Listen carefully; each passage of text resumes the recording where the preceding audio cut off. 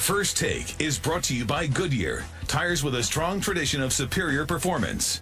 And Geico, 15 minutes could save you 15% or more on car insurance.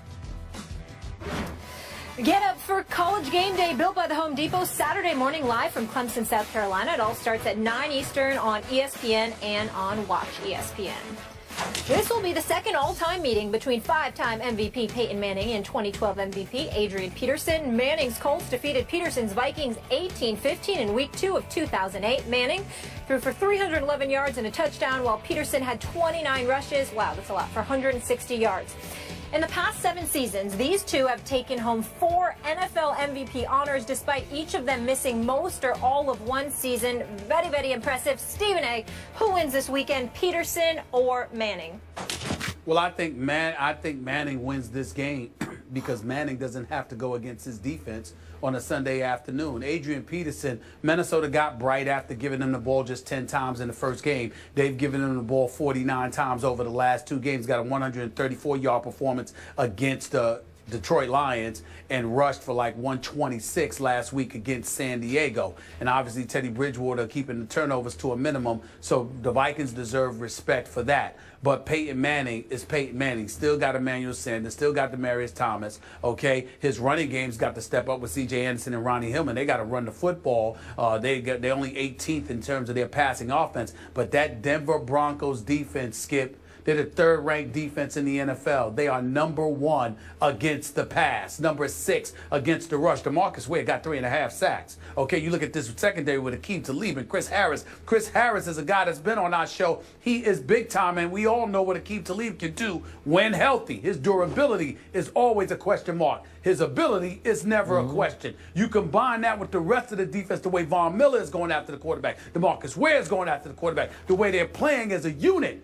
I don't see Adrian Peterson being able to do what he's done the last 2 weeks against this defense, but I see Peyton Manning being able to do that against the offense. Completely for agree. his offense against Minnesota defense. I'm all Denver in this game, and Adrian Peterson will not go for 134 or 126 against this defense in that city. And I'm still in awe of all this Peyton is done talk. Peyton has lost it. He's lost his fastball. He never had a fastball, and he's still Peyton. He doesn't even have a run game now, and he's playing at an extremely high level. I like him against Adrian Peterson in this game. I like him in the mile high, too. And I think the run game gets going, just like Justin Forsett did. You love that. You love when I side up with you. It means good things for Skip Bayless. Not really, but Stephen A., enjoy the weekend. Good to see you. Skip, you too. See y'all on Monday. Have a fantastic weekend. Be safe. Joining us now on the phone is Cowboys corner Orlando Scandrick. Orlando is currently rehabbing from the knee injury he suffered late in training camp. Since 2013, he's led all Dallas defensive backs in interceptions and sacks. Orlando, thank you so much for joining us. Man, thanks for having me. I'm sorry I couldn't be there with you guys today in person, in the flesh. It's okay. What happened? What happened? What's the deal? Just rehabbing. I'm just trying to, do whatever I can to recover and regain the form that I was in before I got injured. All right, understood. I guess that's a little more important. But let's get into it. So your boys lost last week at home to the Falcons. Julio Jones had only 3 catches in the first half, and then he went off in the second with 9 catches for 137 yards, 2 TDs. Orlando, what happened to your Cowboys defense last Sunday? I think we just let it get away from us. I think we kind of had some technical errors, but you know what happens. That game's behind us. The boys are looking forward to this Sunday, and I'm looking forward to watching them.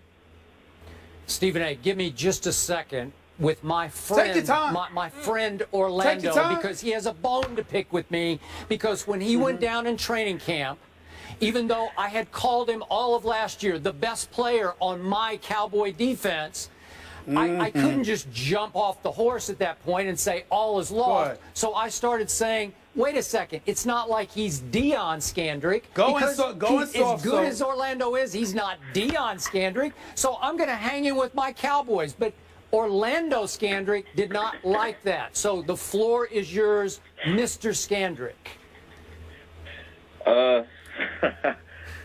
Skip, I ain't too upset with you, but thank you.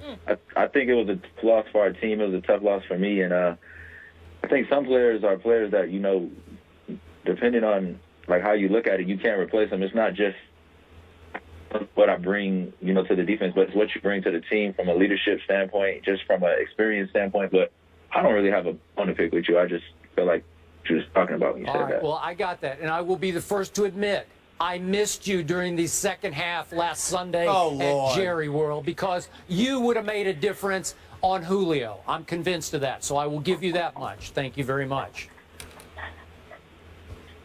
No, thank you. Go ahead, Stephen A. Well, I don't know why y'all want me to be a part of this. It ain't even an interview as far as I'm concerned. It's just a love fest with all of you Cowboys.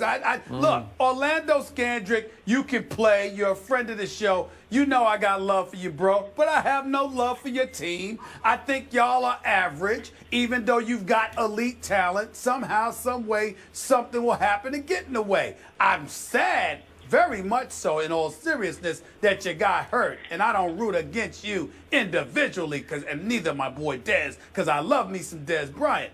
But I just have a problem with the Dallas Cowboys always walking around like you're champions instead of a team that hasn't won a Super Bowl in 20 years. Do you have a problem, or do y'all have a problem with me having that attitude? Not at all. I mean, you got the right to have that attitude. We haven't won anything, and I think that we're striving for excellence. And every day we're trying to get better around here and trying to reach perfection. And I understand people feel like we haven't won in a long time, but as an athlete and as a player, you know, part of the Dallas Cowboys, we try to just envision things. You got to envision those things so they can come true. So, of course, we're going to walk around every day and carry ourselves like we're champions because that's what we're striving to be. So, Orlando, as a team leader, tell me how much concern you have about Brandon Weeden playing quarterback at New Orleans this Sunday night. None at all, man. This team was built to survive injuries, and I think Weeden will be fine this weekend. I think our defense is going to show up, and, you know, I'm looking forward to this weekend. Good. Orlando, I have a question. What do you mean this team is built to survive injuries? What proof do you have of that, sir? I mean, our offensive line, our offensive line is great. Our running backs are good, and our defense is built to carry this team. Your defense? You mean without you, your defense is built to carry? Really? Absolutely. We're going to be getting some players back we're going to be getting some players back next week. Next week, and we'll be fine. Yeah, and by the way, Mr. Smith, how about a Greg Hardy and a Rolando McClain and a Randy Gregory will soon be back in Orlando? How much better will those players make this defense? A lot. I can't even put it into words, but, to have those players returning that are in the front seven, it's going to make it a lot easier for the secondary and for everyone else. How much do you feel you guys owe the fan base of the Dallas Cowboys, considering that you are America's team, unquestionably the most popular franchise in all of the NFL, yet it has been so long since the championship has come to Big D during the football season? I mean,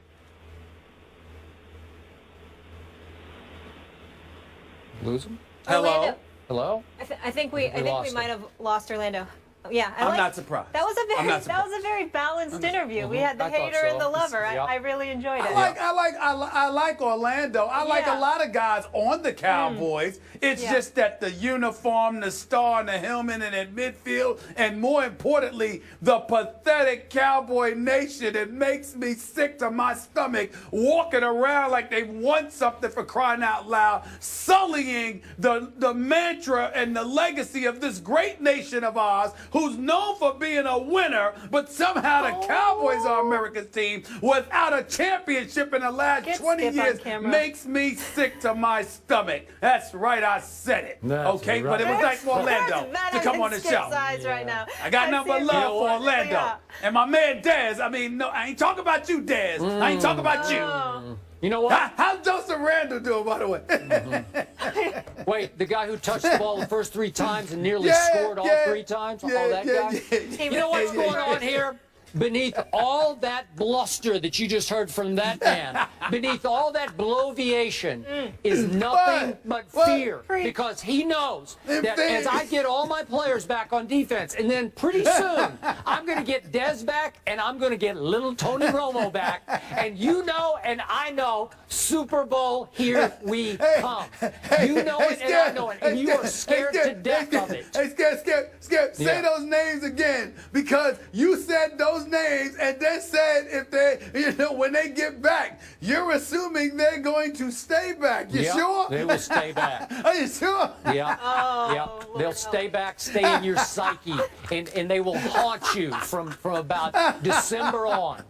Well, I can't wait. Forget Psycho time. I just saw a little Psycho skip come out. That's We right. gotta go to break. Seriously, I hope they're around. I hope they're around.